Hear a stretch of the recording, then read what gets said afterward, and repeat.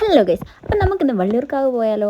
ഇന്ന് last day ആണ് കേട്ടോ. ലാസ്റ്റ് ഡേ അല്ല, സെക്കൻഡ് ലാസ്റ്റ് ഡേ. നാളെയാണ് ലാസ്റ്റ് ഡേ. അപ്പോൾ നമ്മളെല്ലാം തൽക്കാലം നേരത്തേക്ക് വെച്ച് അവസാനമല്ലേ പോവുള്ളൂ. ഇന്നും കൂടി പോയില്ലെങ്കിൽ നാളെ പോകാൻ പറ്റില്ല. അപ്പം നമുക്കിന്ന് വള്ളിയൂർക്കാവിലോട്ട് പോകാം. ഞാൻ വിചാരിച്ചു ബസ്സിലൊക്കെ നല്ല തിരക്കായിരിക്കും. എന്തോ ഭാഗ്യത്തിന് തിരക്കൊന്നുമില്ല. ഞാൻ വിചാരിച്ചത് വള്ളിയൂർക്കാവ് എത്തുമ്പോൾ നല്ല തിരക്കായിരിക്കുന്ന, കാരണം ലാസ്റ്റ് ഡേ നൈറ്റ് ആയതുകൊണ്ട് നല്ല തിരക്കായിരിക്കുമെന്നാണ് ഞാൻ വിചാരിച്ചത്. പക്ഷെ അവിടെ തിരക്കേ ഇല്ലായിരുന്നില്ല.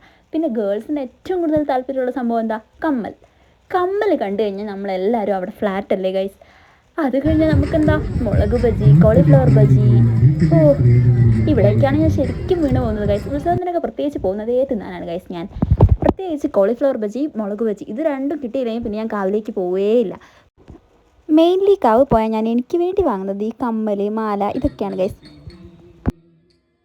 സാധാരണ കാവിലോട്ട് പോയാൽ ഞാനിങ്ങനെ സ്റ്റേജ് പ്രോഗ്രാംസ് ഒന്നും കാണാൻ നിൽക്കാറേയില്ല, കാരണം അതുണ്ടെന്ന് തന്നെ ഞാൻ ഇന്നാണ് കേട്ടോ അറിയുന്നത്. ഞാൻ ഇന്ന് ഇങ്ങനെ കാവിന് തിരിച്ചു വരാൻ നിൽക്കുമ്പോഴാണ് അവിടെ ഒരു ടി വിയിൽ ഇത് ഡിസ്പ്ലേ ചെയ്യുന്നത് കണ്ടത്. അപ്പം തന്നെ ഓടിപ്പോയി അത് കുറച്ച് നേരം കണ്ടു കേട്ടോ. എനിക്ക് ഭയങ്കര ഇൻട്രസ്റ്റ് ഉള്ളൊരു കാര്യമാണ് കേട്ടോ ഡാൻസ് എന്ന് പറയുന്നത്. പഠിച്ചിട്ടില്ലെങ്കിലും ഭയങ്കര ഇൻട്രസ്റ്റ് ആണ് കാണാനൊക്കെ.